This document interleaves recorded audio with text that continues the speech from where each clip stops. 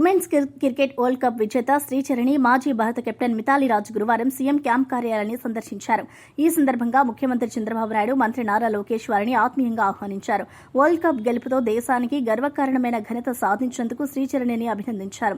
మహిళా క్రికెట్లో భారత జట్టు సత్తా చాటిందని, ఈ విజయంతో ప్రపంచవ్యాప్తంగా మహిళా క్రీడాకారులకు ప్రేరణ కలిగిందని సీఎం పేర్కొన్నారు. విజేతలతో ఆనంద క్షణాలను పంచుకున్న సీఎం లోకేష్ దేశ క్రీడా అభివృద్ధికి ప్రభుత్వం పూర్తి స్థాయిలో తోడ్పడుతుందని తెలిపారు.